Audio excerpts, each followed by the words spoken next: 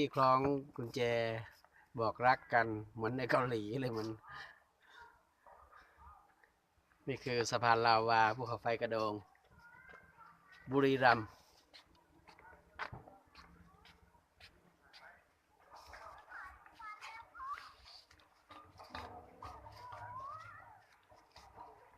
ปากปล่องภูเขาไฟดับคงดับไปนานแล้วภูเขาไฟ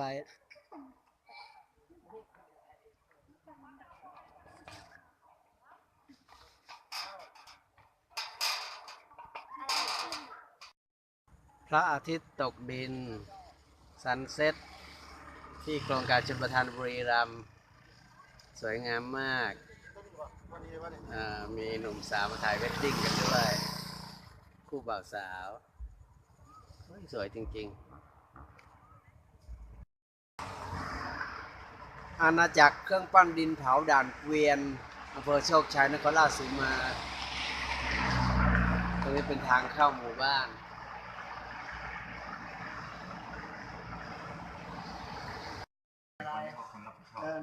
พูดว่าเขาจะดำเนินการเข้ามาเยี่ยมที่ไหนบอกสถานที่ด้วยครับสวัสดีครับเป็นท่านด็อกเตอร์ดำเนินยาทวมได้มาเยี่ยมศูนย์ฝึกกีฬาเทเบิลเทนนิสองค์การบริหารส่วนจังหวัดนครราชสีมาดีใจมากเลยครับไม่ทราบว่าท่านจะมาครับ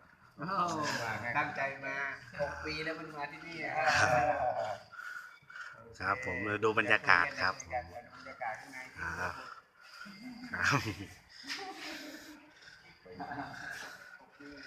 ครับผมเดินนำกันก็ได้ครับผมจะถ่ายเดินนำเดินครับผมเดี๋ยวผมจะถ่ายตามให้เดินดูพาเดินชมบรรยากาศกันหน่อยครับครับก็หลับนอนกันอยู่ที่นี่ครับดร.ครับเด็กเข้าค่ายจะเด็กเข้าค่ายเราเตรียมตัวไปเชียงคานวันมะรืนเนี่ยบรรยากาศกำลังดีในเชียงคานครับแล้วก็ต่อจากนั้นก็ไปวาดรูปที่บึงกาฬอีกโอเคงานศิลปะหัตถกรรมงานเดียวกันใช่ไหมใช่ครับแล้วก็ต่อด้วยระดับประเทศกีฬาของมจ.ระดับประเทศวันที่10 ถึงวันที่20โอ้ทัวร์ยาวเลยครับโอเคดีใจครับครับ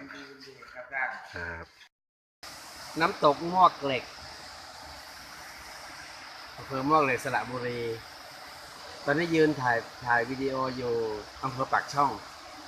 ฝั่งโน้นเป็นมวกเหล็กสระบุรีฝั่งนี้เป็นปากช่องนครราชสีมา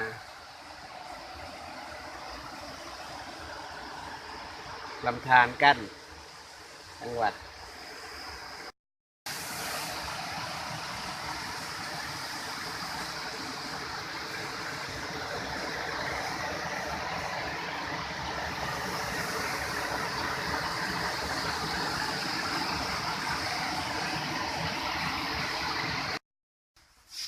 กำลังจะข้ามจากปากช่องไปมวกเหล็ก